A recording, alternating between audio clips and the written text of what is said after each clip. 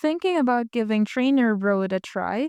Before you dive into those structured workouts, let's take a quick and honest look at what real users are saying and whether it's worth your subscription. Quick disclaimer, everything in this video is based on publicly available information and personal opinion. TrainerRoad is a training app focused on science-based, power-driven indoor cycling workouts. It's pretty popular in the competitive cycling space. If you're all about numbers, FTP tests, structured plans, progressive training, it's right up your alley. The app claims itself as clean, straightforward, and well integrated with smart trainers.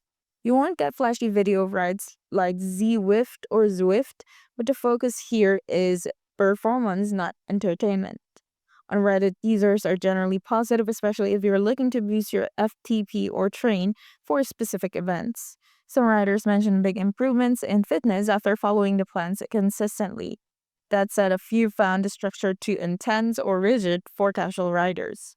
If you're not into racing or data tracking, it might feel a bit too serious. As of now, we couldn't find any Trustpilot reviews to confirm user rating, so that is a sign to try it and your own goals in mind. Just be careful.